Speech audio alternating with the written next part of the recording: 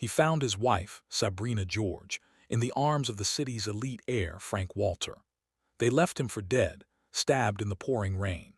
But what they didn't know is that the pizza delivery boy who died that night was the only thing standing between them and a power they couldn't even imagine. He was John Stark. And now, he's young Master John Stark, owner of the multi-trillion-dollar Hilton Valley Group and the single richest man on the planet. Get ready for one of the most powerful stories you've ever heard. If you're new here, don't forget to subscribe. Thank you. It's a cold Friday evening. The weather is usually not so great by this time of the year in Bluefield City. A homeless man is seen sitting outside on the cold street, holding an old newspaper dated October 25th. The pizza house called Zamino Pizza Place had its neon light glitching in the dark night. Inside the pizza house, the voice of Mr. Diego could be heard as he yelled at John Stark. "You worthless piece of trash. The only reason why I still allow you to work here is simply because of your in-laws. What is the meaning of this shenanigan that you just made right now?" Mr. Diego yelled, and immediately delivered a deadly slap to the face of John Stark. The slap was so loud that it was heard by the customers on the other side of the pizza house. "Boss, I'm really sorry. I didn't mean for that to happen," John Stark said slowly as he held his face with his hand. Ever since he lost his parents and got married to Sabrina George, his life has actually gone from frying pan to fire. His in-laws, especially Lady Helen George, the grand matriarch of the Georges family, have been disdaining and humiliating him. The only reason why he had even agreed to marry Sabrina George was because he was talked into doing that by Lord Ronald George, Sabrina George's grandfather. 2 years ago, Lord Ronald George had his car blown up to smithereens by some gang members, and since after his death, everyone in George's family now wants him gone for good. "You are sorry." "What the heck, John? You are sorry. This is the 3rd time since this month that you are letting my pizza burn in the oven. Do you really know how much these materials cost in the market? Do you really understand that the price of flour has gone up? John Stark, this is going to be the last time that I'm going to warn you about your carelessness. Look at your coworker Logan. He is always on his best behavior. The next time this repeats itself, I will have you fired and sent back to the slums where you belong," Mr. Diego immediately yelled into the face of John Stark. As he left, his feet hit the hard concrete floor violently, as though he was going to break it. "I'm really sorry, bro. Thanks for having my back again," Logan said as he immediately walked over to John Stark and hugged him. "It's really nothing, broseph," John Stark said as he patted Logan on his back. John Stark and Logan had met each other at Zamino's Pizza Palace and were victims of Mr. Diego's cruelty to his workers. John Stark slowly stared at his old and worn-out leather wrist watch. His face was etched with anger. He immediately remembered that today was actually their wedding day anniversary. He and Sabrina George had gotten married on this day, October 25th. 2 minutes later, John Stark is standing before the door of his boss, Mr. Diego, and knocking slowly. "Come in, and this better be important," Mr. Diego yelled from the other side of the door. John Stark slowly opened the door and walked in the office. Mr. Diego had multiple stashes of dollars sitting on the table as he usually does. He was one heck of a greedy boss. "What do you want, John Stark?" Mr. Diego immediately barked at him. "Sir, I would love to request for permission to leave immediately. My wife and I have plans to attend the lovers' suites. Today marks our 3rd marriage anniversary. I will really appreciate it if you let me go. Logan has already agreed to fill up my spot for today," John Stark said as he stared at Mr. Diego. Truth be told, he was expecting a no from Mr. Diego, but decided to try anyway. Mr. Diego stared at John Stark for 30 seconds before giving him a reply. "John, you can go anyway." His voice was a bit above whispers before he slowly added, "It's not like she actually loves you." "Sorry, what was that, Mr. Diego?" John Stark immediately asked. His face was etched in curiosity and bewilderment, although he hadn't actually heard what Mr. Diego said. "I said nothing at all." "You didn't hear me say anything to you," Mr. Diego said, raising his hands up. "By the way, we have an order from the Havana hotels. I believe that's the same hotel where your wife works as the director or manager. It's the same hotel owned by your in-laws. Pick up the pizza from the oven and have it delivered to room 211, first floor of Havana Hotels. The client is a high-value client named Frank Walter from the Walters great family. John, don't screw this up and deliver the pizza before going to see your wife. One more thing, you have to report back to this pizza palace in 2 hours. If you don't come back in the next 2 hours, consider you're sorry *** fired," Mr. Diego said. His voice was mean and detached. John Stark slowly stared at Mr. Diego and nodded. "I understand, boss. I will be back in the next 2 hours." "You better," Mr. Diego said before pouring himself a cup of chocolate cream vodka. Some minutes later, John Stark is parking his popular Zamino's pizza delivery scooter by the side of the Havana hotels owned by his in-laws. Carefully, John Stark carried the large pizza box and immediately went up the building using the elevator. Inside the elevator, the two ladies behind him were muttering to themselves. "Isn't this the husband of Mrs. Sabrina George? What is such a beautiful and talented woman doing with this thing? Is she actually blind or what? Look at his shoes and wrist watch, so old and worn out. Yuck." The both of them continued making a joke of John Stark until he left the elevator without saying a word to any of them. Soon he was at the receptionist's desk, who called Mr. Frank Walter's room to confirm his pizza order.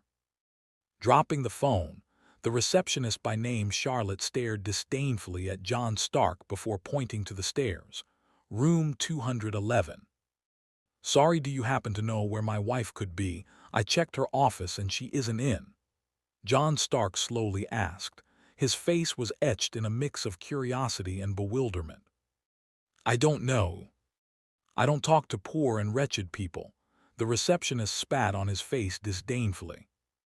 John Stark slowly turned around and walked through the stairs and located Mr. Frank Walter's room. Just as he was about to knock, he heard a rather loud sound from the room. It was the sound of two people in an intimacy situation. "I think Mr. Frank Walter is having a good time with a lady," John Stark muttered to himself. Just as he was about to leave, the door to Mr. Frank Walter's room opened slowly to reveal his wife, Sabrina George, lying naked on the bed with Mr. Frank Walter on top of her. John Stark slowly stared into the room in shock. The floor was littered with his wife's red gown and her silver-colored shoes. John Stark still couldn't get himself to believe what he was seeing at the moment. "Are you the delivery boy from Zamino's Pizza House?" Mr. Frank Walter asked. Their bodies were all sweaty from their sexcapade. The pizza box slowly fell off the hands of John Stark. Sabrina, what is the meaning of this?" John Stark asked, his jaw dropping off in shock. John Stark was shocked to his bone marrow. Never had he expected that his wife Sabrina George would actually cheat on him. "John, I'm really sorry that it has to be this way, but it is what it is," Sabrina George said as she pushed Frank Walter away from her slowly. She grabbed the bedsheet and wrapped her body as she stared at John Stark. "John Stark, haven't you figured it all out already? I staged all this. Why did you think Mr. Diego, your boss at the pizza house, sent you here to this luxury hotel at this exact moment?" Sabrina George asked, smiling and biting her lips. Immediately, it dawned on John Stark that all this was planned by his wife. "Wait, you planned all this? Sabrina, why would you cheat on me with him?" John Stark asked, almost crying. Are you being serious right now? Is that supposed to actually be a question? Did you are a poor nobody? How is that for starters? Frank Walter immediately replied from behind. He was drying his sweaty body with some white towel. John Stark didn't even spare him a second glance as he walked into the room and held Sabrina George by her hand. "Don't touch me, you filthy wretch," Sabrina George immediately said and gave John Stark a deadly slap which sent him to the ground. "John Stark, the only reason I agreed to marry a poor pizza delivery dude like you is simply because my grandfather had forced me to do it. He made me marry you before he could hand me over the documents to this hotel, Havana Suites, and some other of my inheritances. What would a beautiful and classic lady like myself be doing with a worthless piece of junk like yourself?" Sabrina said disdainfully as she pointed at John Stark. "Wait a minute. John Stark, were you actually thinking that I was in love with you? You must be the #1 joker of the century to think that," Sabrina George added again. Her disgust-filled face was focused on John Stark, who was still on the floor holding his cheeks. "Sabrina, I thought you loved me. What of all of those days that we spent together cuddling each other all night? I have literally given my whole life up for you. I have worked my ass off every day just to put up with you. Why did you have to cheat on me with Frank Walter? Is it because he is rich and I'm not?" John Stark asked the question that obviously didn't need an answer. His memories immediately flooded with images of when they had first met, and how she had actually looked like someone who loved him. "John, we are not going to do this here. Yes, I cheated on you with Frank Walter because he is one of the richest men in the country. Come on, John, you can't even begin to compare yourself with Mr. Frank Walter. His family owes the Maddie Technologies group of companies valued at $5.2 trillion, only second to NVIDIA Technologies. Mr. Frank Walter here is going to be announced as the new CEO of the Walters Group after the sad demise of his elder brother, Edward Walters. Tell me, John Stark, if you were in my shoes, would you choose you over Mr. Frank Walter?" Sabrina George asked almost immediately. "Not only is he going to inherit everything that his grandfather has, he is also going to be in charge of everything. Now that is the kind of man that I want around me. A man who can actually take care of me. I don't want any poor dude around me. Now, John, tell me which lady in her right senses would choose you over Mr. Frank Walter." "Not to worry, I will answer that question for you, no one. John, it's over between us. Whatever you actually thought that we had was nothing but pretense. I only pretend to love you so that Lord Ronald George, my grandfather, will hand me my complete inheritance. Now that he is dead, I don't have any use for you. I want a divorce, John Stark." Sabrina George's voice was cold and emotionless. John Stark slowly stared at Sabrina George. This wasn't the lady that he had married some years ago. Why was she actually acting this way?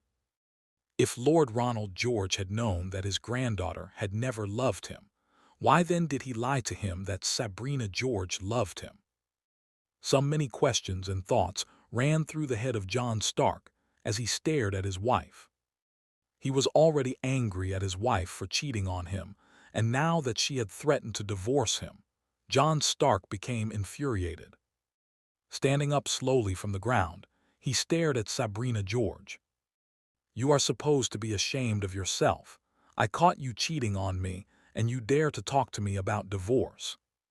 Sabrina George, this is really not the lady that I fell in love with. After all that I have done for you, I gave you my whole salary every month and even borrow from the cooperation just to make you happy. Is this how you chose to repay me, slapping me in the face by cheating on me and threatening to divorce me?" John Stark asked as he stared at Sabrina George. "John Stark, I don't have any more time to banter words with you.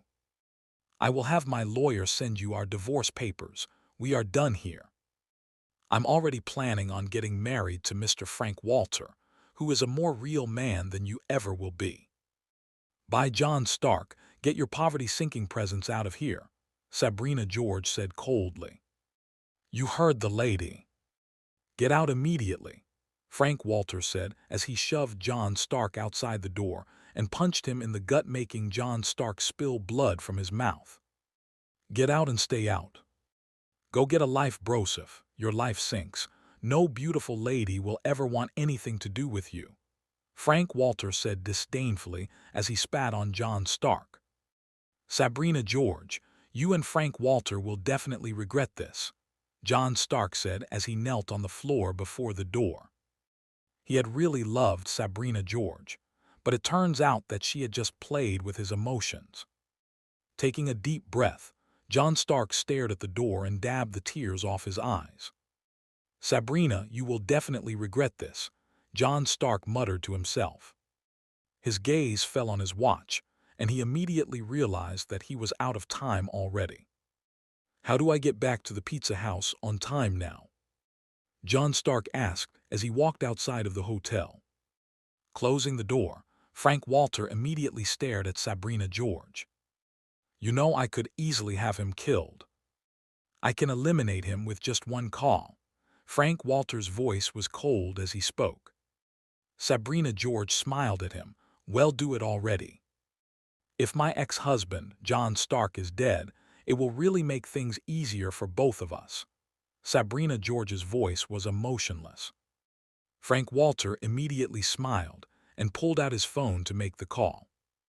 5 minutes later, John Stark is standing at the edge of the road, and unfortunately for him, the sky immediately turns dark and a heavy downpour begins. Come on, rain, not now. I really have to get to the office. I don't want to get sacked and thrown back to the streets. John Stark muttered to himself as he waved a taxi, but none was willing to stop. Just 3 men immediately walked up to him wearing chains with metal skulls on it, looking all mean and angry. One of them held an iron baseball bat and had a black hoodie covering his face. Hey dude, are you John Stark, the dude that just delivered pizza to room 211 at Havana Suites? Yes, I am. Is there any problem?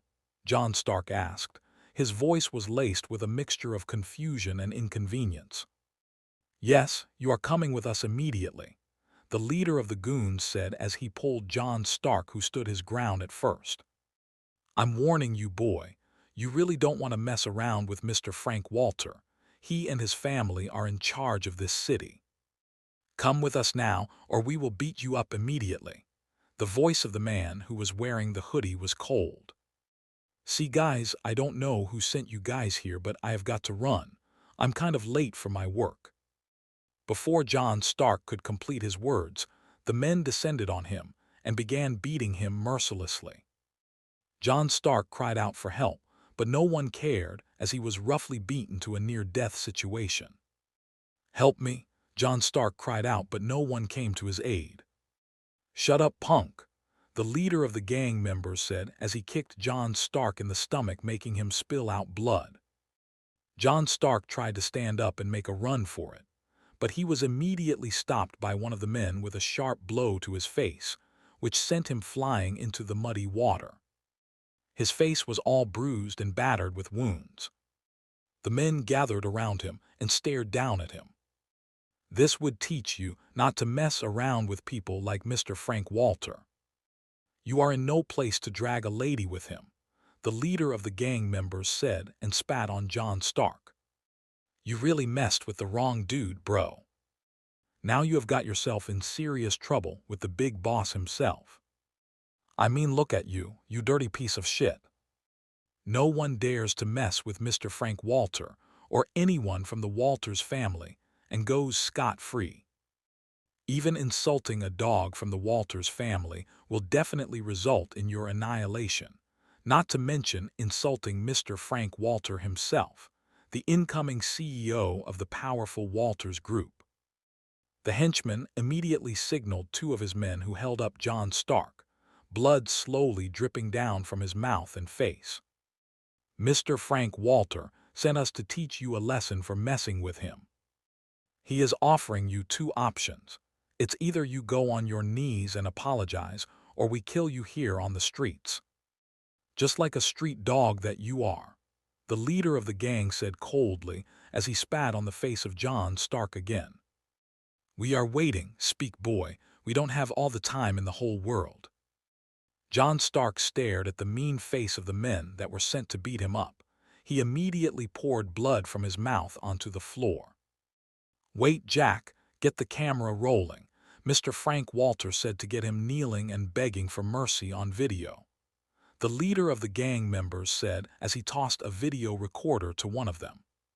So what's it gonna be, lover boy? It's either you beg or you die, one of them added. John Stark took a deep breath and asked, wait a minute, does my wife know about this? Is she aware of what Mr. Frank Walter is doing right now? What do you care? She practically begged Mr. Frank Walter to end your miserable life. You have been nothing but pain and disgrace to her. She resents you and definitely wants you out of her life for good. So choose, or we will be forced to make the choice ourselves. John Stark shook his head and stared at the leader of the gang members. I will not beg Mr. Frank Walter or Sabrina George. Sabrina cheated on me with Mr. Frank Walter and threatened to divorce me. She should be the one on her knees begging me and not the other way around. John Stark immediately said and stood his ground. Well, you made your choice, and it's really a dumb one. The leader of the gang members whispered into the ears of John Stark before stabbing him 3 times in the stomach with a sharp dagger. Say hi to Hades for me. Sabrina George and Mr. Frank Walter would be so happy that you decided to die, a choice you should have made a long time ago. Let's go now, the leader said coldly as they all left John Stark lying almost lifeless in the muddy water on the street. John Stark held his stomach and struggled for breath in the muddy water. He just couldn't believe that his wife had done this. Did Sabrina George actually plan this? Did the woman he had practically lived with for 3 good years just plan for his death? His thoughts went on rampage as he winced in pain, holding his hand to his stomach. 2 hours later, John Stark is standing in front of the pizza house. His breath is heavy. He had just managed to pull himself together to report back to Mr. Diego, his boss at Zamino's Pizza House. Just as he opened the door, the harsh and angered voice of Mr. Diego hit him. Hey John, why are you late? Mr. Diego immediately asked. His face was etched in a mix of anger and frustration. John Stark was now only barely trying to stand.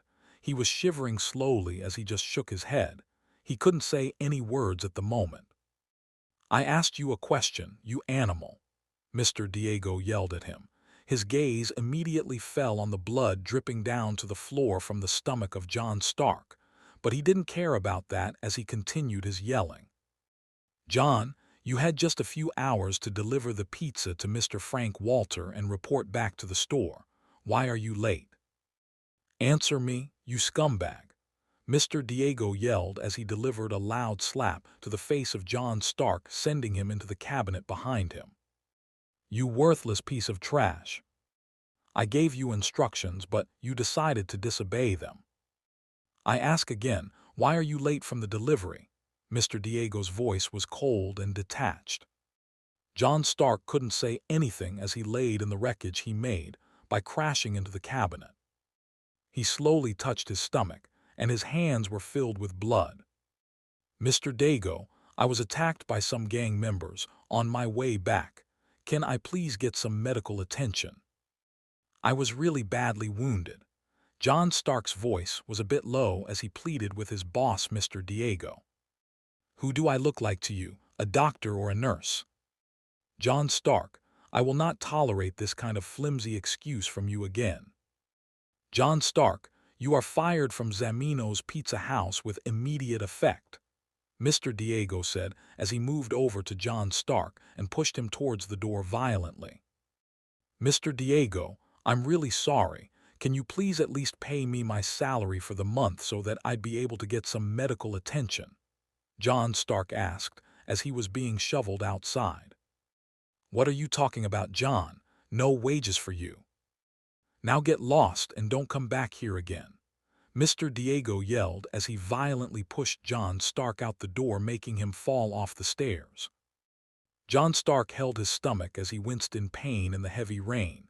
Ever since his parents died, he has been suffering from one low-pay job to another and getting humiliated by his in-laws. Now his wife, who he had thought was on his side, had just cheated on him and divorced him. Some hours later, John Stark is staggering slowly into the local cemetery where his parents were buried. Blood from his wounds trailed behind him as he staggered into the cemetery. He was still deep in pain. He had already lost so much blood from the dagger stabs. His eyes were blurry as he stared at the first tombstones, which read, "Here lies Mr. Albert Stark and Mrs. Diana Stark." John Stark slowly began crying as he knelt down on the grave of his parents, blood dripping from his wounds onto the grave. His breath was slowly slipping away, his heart racing to a stop as he laid on his parents' grave. There was just no way he was going to make it alive. The dagger stabs had cut some of his vital organs.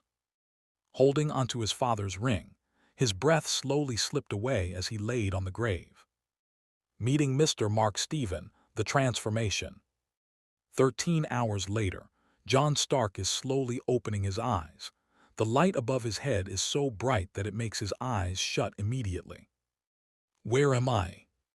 Hopefully I made it to heaven," John Stark muttered to himself as he stared around the room he was in. "Mr. Mark Stephen, I think he is awake," one of the beautiful nurses immediately yelled out as she saw John Stark open his eyes and move his hand slowly. John Stark slowly opened his eyes and immediately realized that he was now in a hospital. Again, the name Mr. Mark Stephen did sound a little bit familiar. It was just as though he had heard that name before. His eyes slowly moved to the door as it opened, and in walked Mr. Mark Stephen and a doctor whose name tag bore Dr. Kane. "Dr. Kane, can you please examine young Master John Stark? Check if we still have any complications from the stabs on his stomach and his face." Mr. Mark Stephen, a man in his mid-40s, spoke out immediately. His voice was laced with a mixture of authority and determination. "Yes, Mr. Mark Stephen, I will re-examine the young Master John Stark immediately," Dr. Kane said as started to check on John Stark's wound. Apparently he had already been operated on, and his wounds and dagger stabs all cleaned up and sewed. John Stark stared at the face of Mr. Mark Stephen, his eyes still blurry as he managed to ask, "Sorry, how did I get here and who are you exactly?" His voice was laced with a mixture of confusion and anxiety. "Dr. Kane, you can leave us for now. Let me talk to young Master John here," Mr. Mark Stephen said, and immediately, Dr. Kane bowed before him before leaving the hospital room. Walking over to John Stark, who still had some bandage on his stomach, he had his hand and stared into his eyes. "Young Master John Stark, welcome back to the land of the living. You don't know how long myself and your grandmother have been searching for you since we heard that you survived the execution. We have literally searched everywhere for you, and I was only able to find you today by the help of this rare gem on the ring of your father. Your father had put it there as a location beacon, and it only came back online some hours ago. I'm talking about the ring he handed you some weeks before him and your mom were murdered mysteriously. Also, I was informed of your appearance in the city by some guy named Mr. Ronald. Do you happen to know him, young Master John Stark?" Mr. Mark Stephen asked as he stared at John Stark, who was still a bit confused about the whole thing. "First of all, what did you say your name is again?" John Stark slowly managed to ask. "It's Mark Stephen. I used to be your dad's personal driver and his personal assistant." "Okay, did you just say that Mr. Ronald George told you that I was in Bluefield City?" John Stark asked, his eyes still on Mr. Mark Stephen. "Yes, young Master John Stark, I did."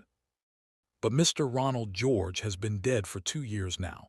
How the heck did he tell me my whereabouts?" John Stark immediately asked as he slowly sat up on the bed. "Young Master John Stark, that will be a story for another day. What is most important is that you are safe and sound. We need to start making preparations immediately for your homecoming. Your step-grandfather, Lord Mason, and your 2 cousins, Eric Stark and Lucas Stark, must be stopped immediately. We need to prove that you actually didn't commit any of those crimes that you are being accused of." John Stark took a deep breath. Tears welled down his eyes as he stared at Mr. Mark Stephen. "Mr. Mark Stephen, first of all, don't call me young Master John Stark anymore. L lost that title when my family accused me of murdering Lord Bradley Stark and for the death of my parents. Mr. Mark Stephen, I was innocent of those allegations." John Stark screamed in anger as he overturned a tray of medical items on the table, making the metal medical tools and tray clatter on the cold, tiled hospital floor. "I was innocent, but what did you all do? What did you and my so-called grandmother, Lady Victoria, do? She did absolutely nothing. You all just watched as Lord Mason provided his so-called evidence against me and had me sentenced to death. That's the highest level of cruelty. You all betrayed me, especially my grandmother, Lady Victoria," John Stark said angrily. "Now I also remember you, Mr. Mark Stephen. You were there present at the execution, and none of you could stop Lord Mason.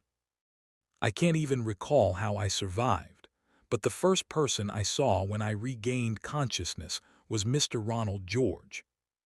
He was the one that took me in when all you backstabbers believed the stupid story of an outsider over me. Now, Mr. Mark Stephen, tell me one good reason why I should believe you or even talk to you right now," John Stark asked. His face was etched in anger and determination as he stared at Mr. Mark Stephen.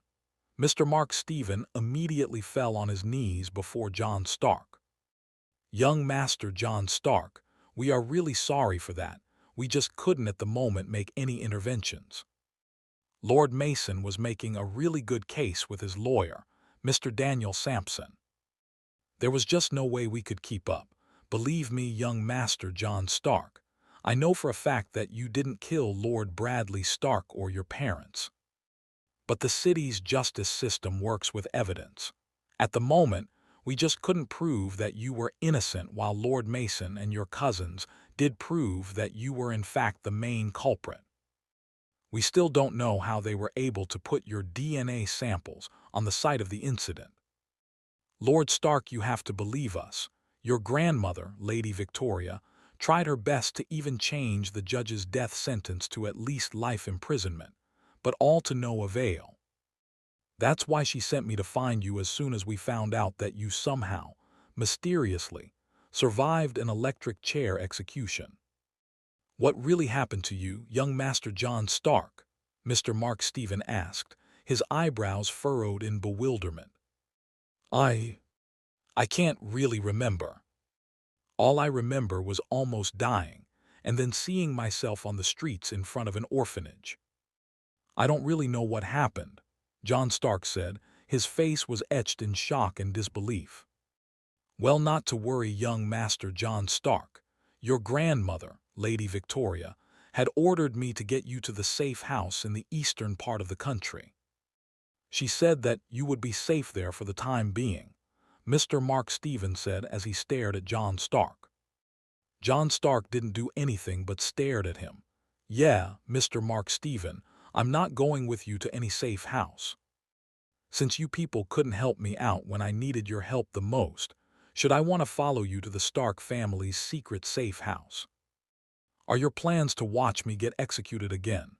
John Stark immediately asked, his gaze still on Mark Stephen. "Not at all, Lord John. Your grandmother was right.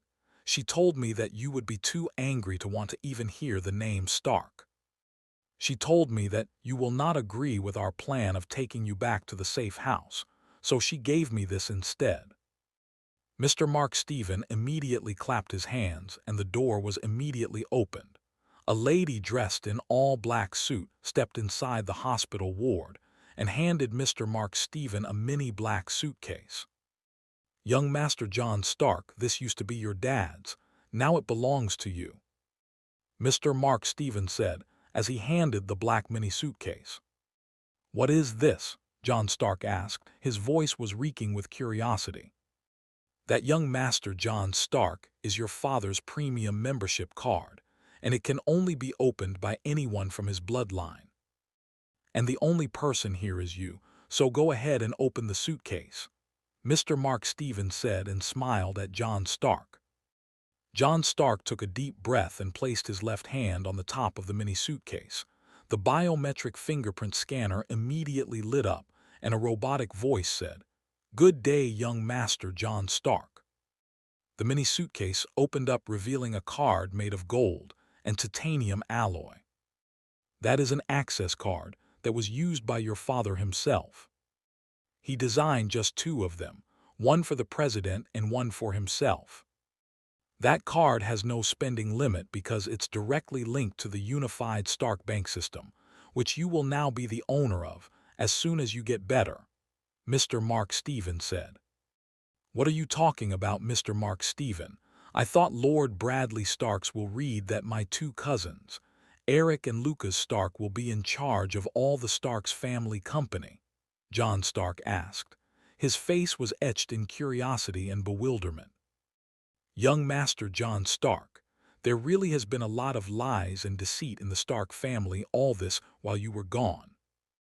The Unified Stark Bank System, USBS, is actually a system designed secretly by your father, Mr. Albert Stark. I'm not sure your mom even knows about it. I think your dad had a hunch that this kind of shenanigan was going to happen in the future, so I guess he prepared you for that. Like I said, that card has no spending limit. You will go to the Stark Bank and activate the card, and I believe there is a safe vault that has access to some documents and companies that your dad owns secretly. Now that he's dead, all those companies will be yours. One of those companies is the Hilton Valley Group. Your dad secretly ran the company, and the company is valued at over $10 trillion, and you are officially the owner now," Mr. Mark Stephen said. John Stark was a bit confused.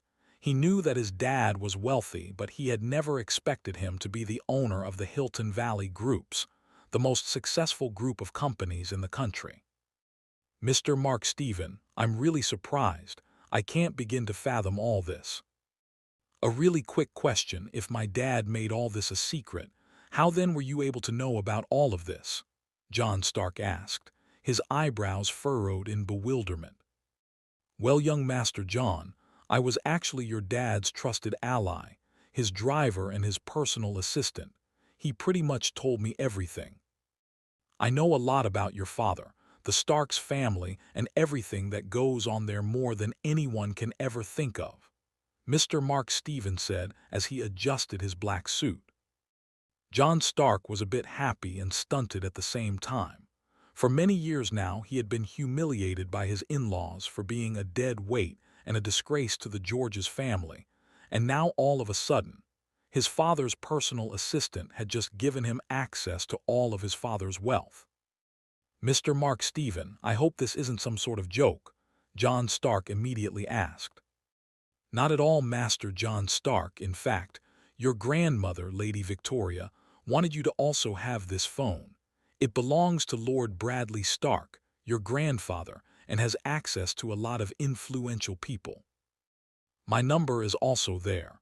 You can also get direct access to me if you would be needing anything." Taking a deep breath, John Stark stared at Mr. Mark Stephen and took the phone from him. "Mr. Mark Stephen, do you know anything about the Walters Group run by the Walters family?" John Stark asked as soon as he remembered the humiliation that he had received from Frank Walter. "Yes, Master John Stark. The Frank Group is actually one of our business partners. We have been working on a lot of projects for many years. Is there a problem, Master John Stark?" Nothing much. It's just that my wife, Sabrina George, cheated on me with Frank Walter. the heir of the Walters family, all because I was a poor nobody. And that animal called Frank Walter dared to lay his hands on me, and he was the person who sent those goons who attacked me, stabbed me, and almost killed me."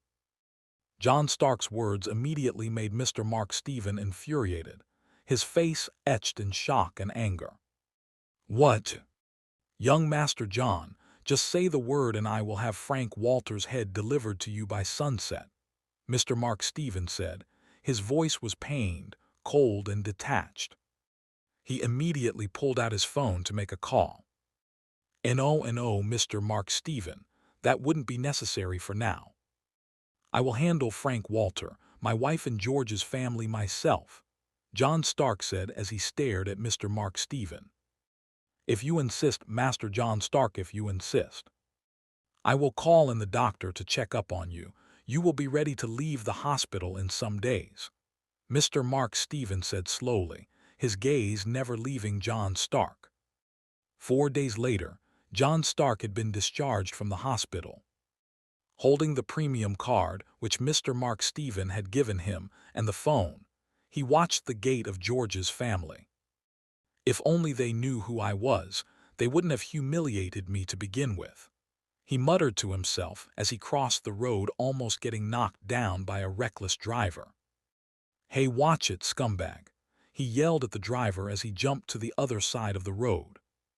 Staring closely at the George's family mansion, John Stark could hear a muffled sound of music, something that sounded like a celebration. "What the heck is Lady Helen George up to this time around?" John Stark slowly asked himself as he walked past the gates and headed towards the main mansion. His gaze immediately fell on the security post, and as expected, the security man was fast asleep. "What is really going on here?" John Stark asked as he knocked at the front door. The door was immediately opened to reveal Lady Helen George, the one woman who so much hated and despised him for being a poor nobody. "Look who we have here," Lady Helen George said as she stared at John Stark. The music and the celebration was now glaring at John Stark in his face. "What are you looking for, John Stark? Last we heard, you were dead on the streets," Lady Helen George said as she stared askance at John Stark. Her tall glass of champagne was still in her hand as the loud music continued playing inside of the mansion. "Lady Helen George, I and Sabrina broke up. She's asking for a divorce." "We already know that. Why the heck do you think we are having this whole party?" Lady Helen George immediately interrupted John Stark and smiled slowly at Megan George, one of Sabrina's cousins who just walked past them by the door. "Wait, Grandma, you already know about it?" John Stark asked as he stared askance at Lady Helen George.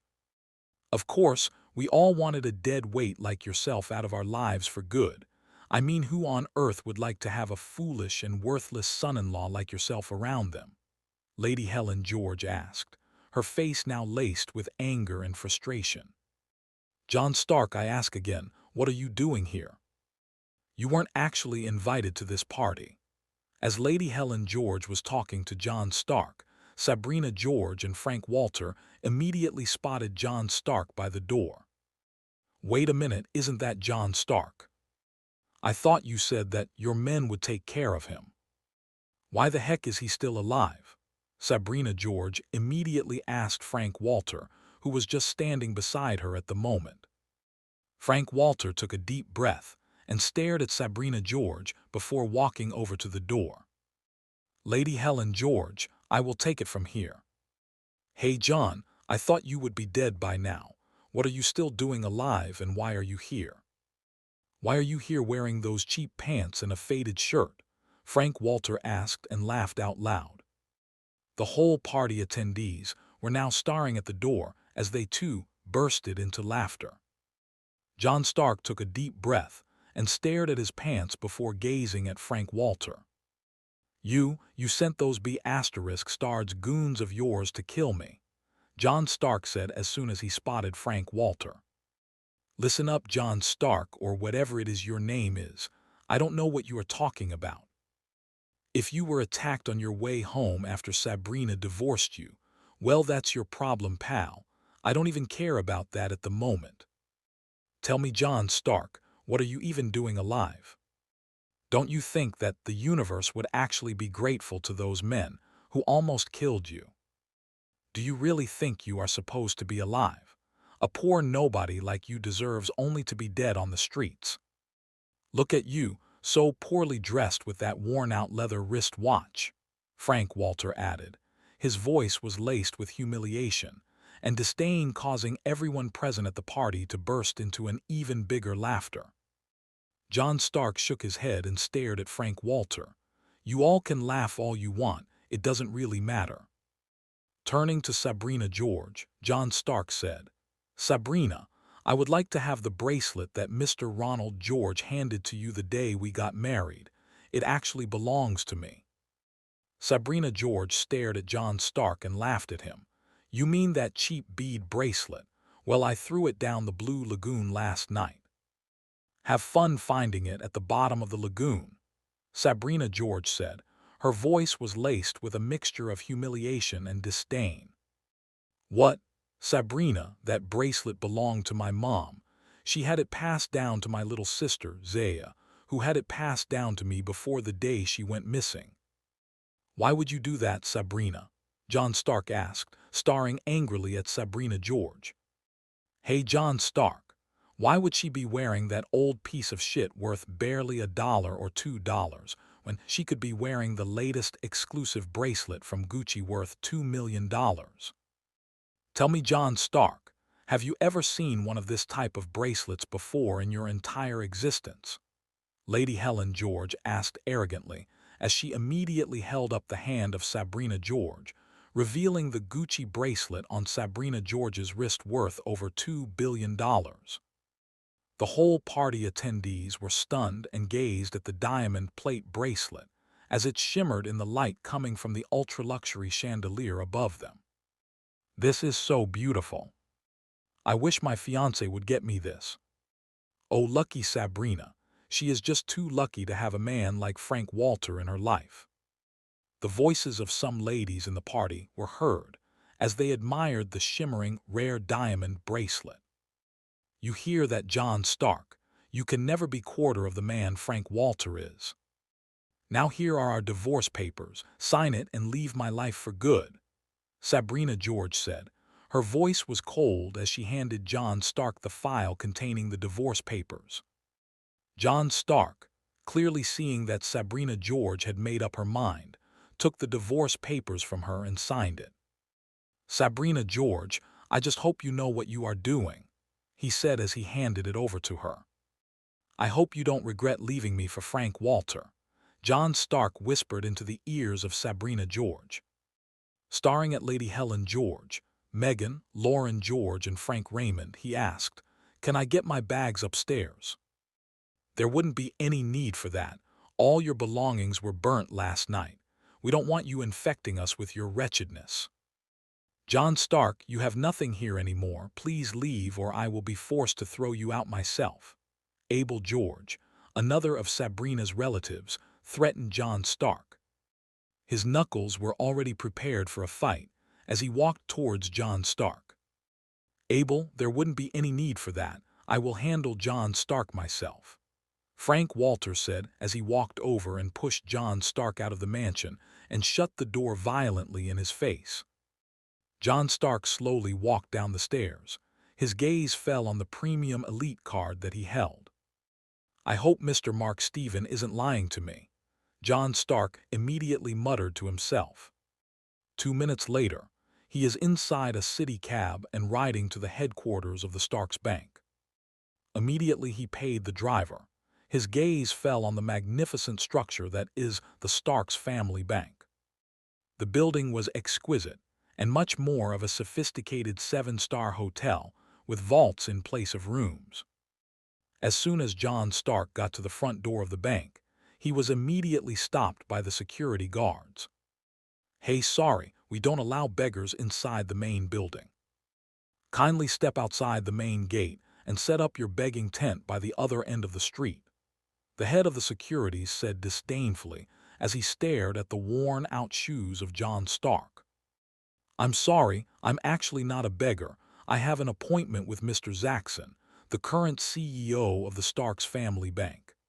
John Stark said as he stared at the head of the security department who had a taser security gun on him. Yeah, I know, and I have an appointment with the President of the United States. The head of security immediately said jokingly. Himself and the rest of his team began laughing out loud at John Stark. This beggar is so funny and has some sense of humor. Don't you think that we should let him in? One of the junior security agents asked jokingly. John Stark was very surprised as he stared at the security protocols. Hey pal, fun time is over. Now get lost or we will be forced to throw you out. Get lost immediately, the leader of the security protocols said as he held John Stark by his hand. I'm being serious here. I actually have this premium card that I need to activate. John Stark immediately said. His voice was a bit above whispers. What are you talking about? Can I see the premium access card that you're talking about? The leader of the security protocols asked. His voice was mean, and his face was etched in shock and disbelief. Here you go, it belongs to.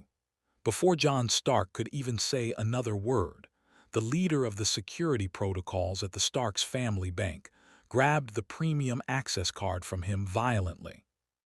You scoundrel!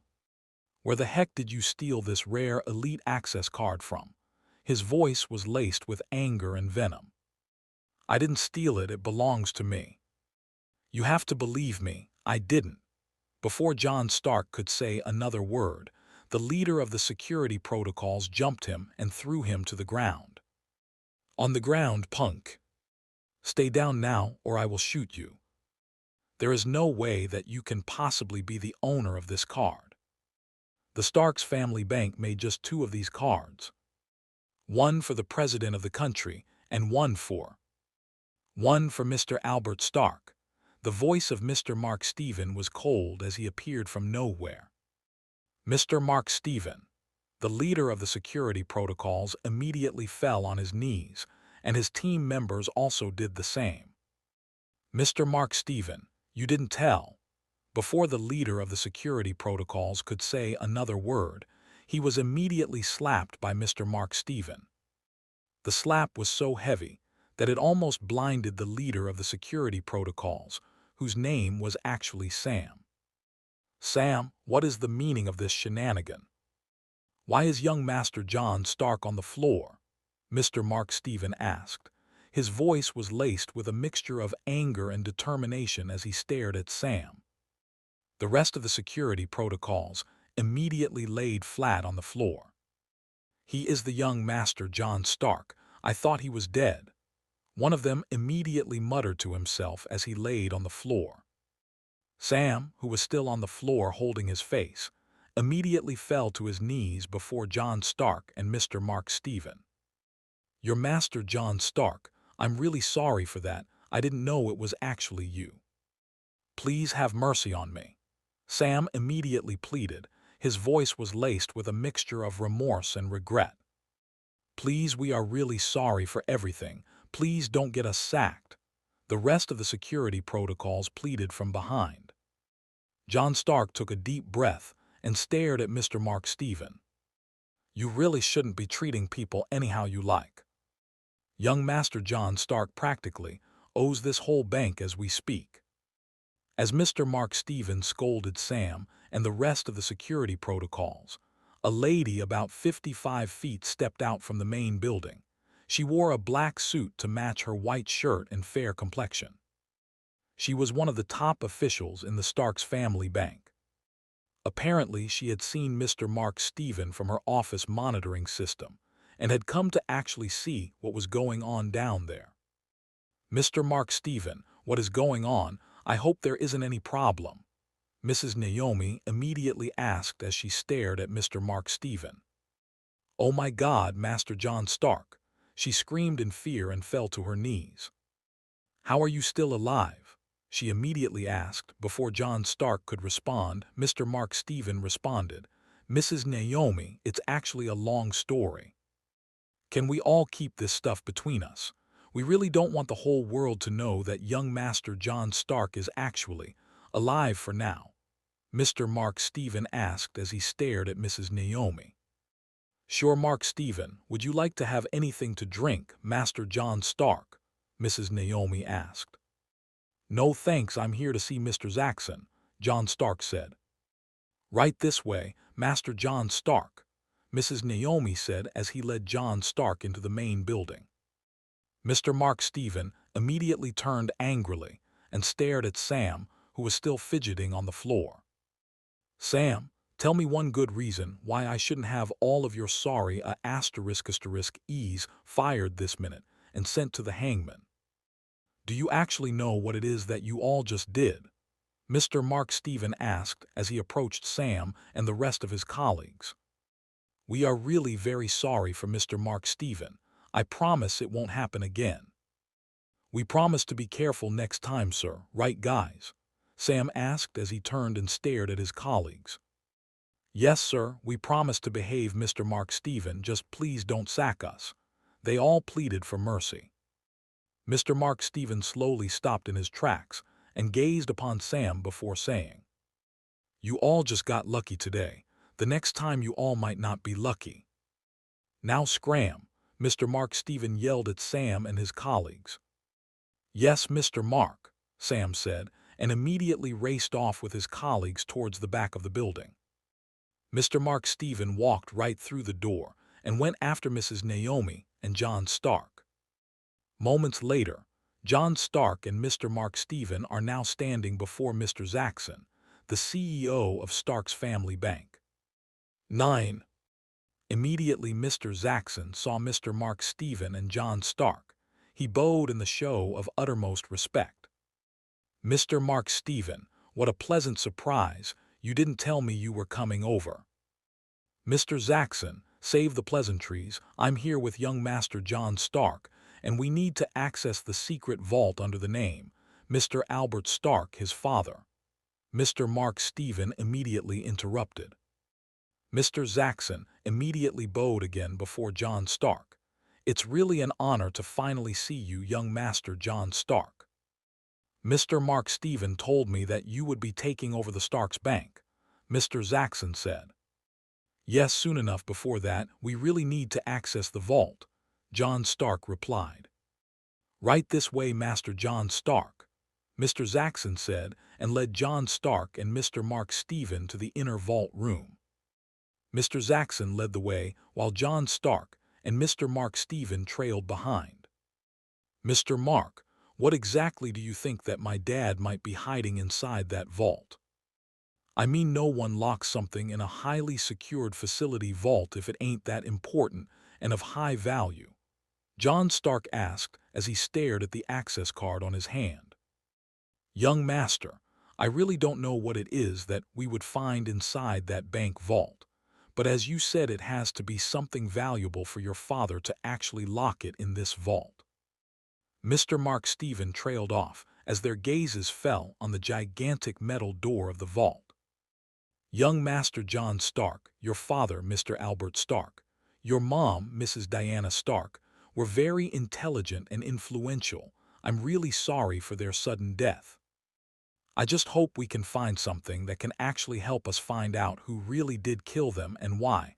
I'm among the few people who believe that you didn't kill your parents, nor did you kill Lord Bradley Stark," Mr. Zaxon, an old man of about 67 years, said. His voice was a bit above whispers. Mr. Zaxon had been working with Mr. Albert Stark for 10 years now, and could tell some few things about him. "Okay, let's open the vault then," Mr. Mark Stephen said, and helped John Stark with the keys. The retina scanner popped out, and John Stark immediately scanned his eyes and fingerprint. The door immediately opened, and they all walked in the highest secured bank vault on the continent. "Shit, this whole place is military-grade hack-proof. I can tell by just looking at the type of vaults in here," John Stark said. His face was lit up as he gazed around in awe. "Mr. Zaxon, we don't have much time. Please show Master John Stark to his dad's vault," Mr. Mark Stephen immediately called out. "Yes, sir," Mr. Zaxon replied. Moments later, John Stark is already retrieving the securement crate from the vault. Well, open it, Master John Stark, Mr. Zaxon and Mr. Mark Stevens said together as if they had it all planned out. Here goes nothing, John Stark said as he scanned the access card and the crate opened. What the heck? John Stark yelled. Inside the crate were some documents of more companies that Mr. Albert Stark had acquired in his name. Wait a minute, your dad acquired Zen's Global Group in your name? Mr. Zaxon asked as he removed his glasses in shock. Zen's Global Group is a multi-trillion-dollar company, only second to Hilton Valley Groups. Young Master John Stark, from my calculations, you might be the richest man to have ever walked this planet, Mr. Zaxon said, his voice laced with exhilaration. Not just that, he also had you registered in many multi-trillion-dollar mutual funds cooperations. Master John Stark, this is really huge. I think Mr. Zaxon here might be correct. You are actually the richest man on the planet. Elon Musk and Jeff Bezos have got nothing on you. Young Master John Stark, Mr. Mark Stevens said, smiling gleefully. John Stark slowly smiled back and dipped his hands again into the crate, and this time around, he pulled out an old picture that his dad had taken with Zaya Stark, his little sister. As soon as his gaze fell on the picture, his countenance immediately went from exhilaration to gloom. Young Master John Stark, what is the problem? Mr. Mark Stevens asked as soon as he noticed the gloomy look on John Stark's face as he stared at the picture in his hand. It's really nothing. I just happened to miss Zaya, my little sister. I really don't get it. You all keep saying that she went missing after the day I was sentenced to death. Did any of you actually look for her or put out any word about her strange disappearance? John Stark asked. His voice was laced with emotions. Tears threatened to well down his eyes. Yes, we actually did all that we could to find your sister, Zaya Stark, but it was as if she had just vanished from the face of the earth. You have to believe me, Master John Stark. We searched everywhere, but we just couldn't find her, Mr. Mark Stevens said slowly as he had his head down in self-disappointment. Taking a deep breath, John Stark stared at Mr. Mark Stevens. In that case, add finding my sister to the list of stuff to accomplish. I need to find my sister Zaya. For all I know, she could be in some danger. I don't care what it actually takes, but we are going to find my sister, and we need to find her alive. I don't care how, but we just need to find Zaya, John Stark said. His voice was laced with a mix of authority and determination, the kind that Mr. Mark Stevens and Mr. Zaxon hadn't seen before.